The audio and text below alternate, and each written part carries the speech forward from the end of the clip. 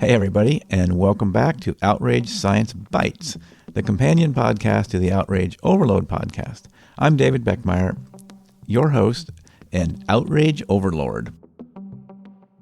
Today, we're exploring a topic that might hit closer to home than you might think: the influence of YouTube's recommendation algorithm on the spread of misinformation and problematic content.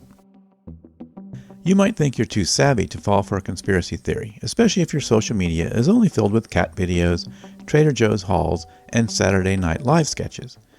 But according to a recent study published by the Institute for Strategic Dialogue, or ISD, no one is truly safe from YouTube's algorithm. No matter what your interests are, regardless of your age or gender, eventually you might find yourself served with misinformation and problematic content. YouTube's recommendation algorithm is a powerful traffic driver for the platform. Recommended videos make up 70% of all video views.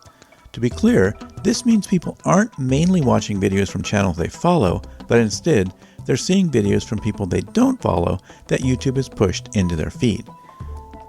Back in 2018, YouTube CEO Neil Mohan highlighted this staggering figure. But with great power comes great responsibility, and for years there have been swirling questions about the algorithm's role in promoting divisive, misleading, or outright dangerous content. In 2019, YouTube pledged to improve its recommendations following an investigation by the Wall Street Journal, which found the platform was steering users towards channels featuring conspiracy theories and partisan viewpoints. But 5 years later, the ISD's findings suggest there's still a lot of work to be done.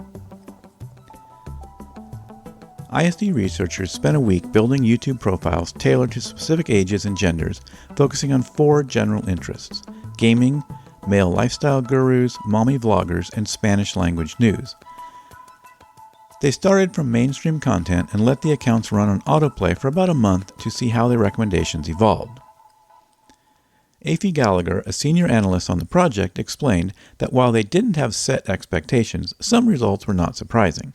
For example, they suspected that someone like Andrew Tate might appear in the recommendations for male lifestyle content.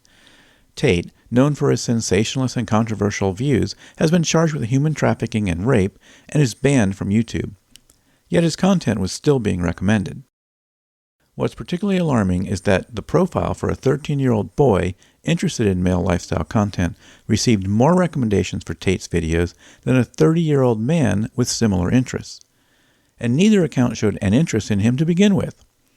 This raises serious questions about YouTube's ability to differentiate between age-appropriate content. Elena Hernandez, a YouTube spokesperson, responded to the ISD study, emphasizing that while the company welcomes research, it's challenging to draw conclusions from test accounts. She stated that YouTube continues to invest in policies, products, and practices to protect viewers, especially younger ones. However, the ISD study revealed other concerning trends as well. For gaming videos, gender didn't seem to affect recommendations significantly.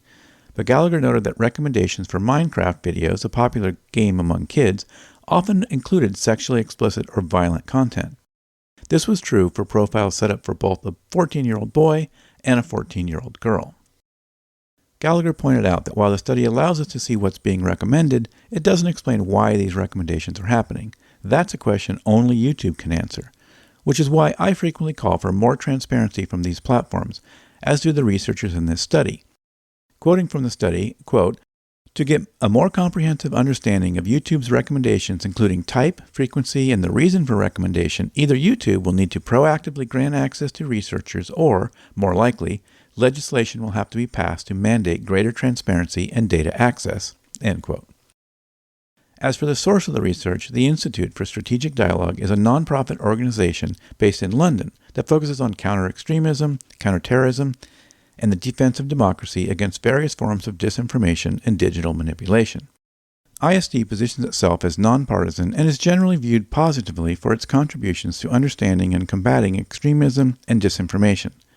However, as with any organization, their work may be perceived as having certain biases by some based on the topics they choose to focus on and the nature of their collaborations. In a recent op-ed for the New York Times, Surgeon General Vivek Murthy called for Congress to mandate warning labels for young users on social media platforms. Gallagher likened this to putting a Band-Aid on a gushing wound. She argued that while labels might help, they don't address the fundamental issues. What's needed is more data transparency from platforms like YouTube, allowing researchers, journalists, and academics to understand how these algorithms work. So what can we do as users? Push legislatures to pass laws requiring social media platforms to grant access to researchers.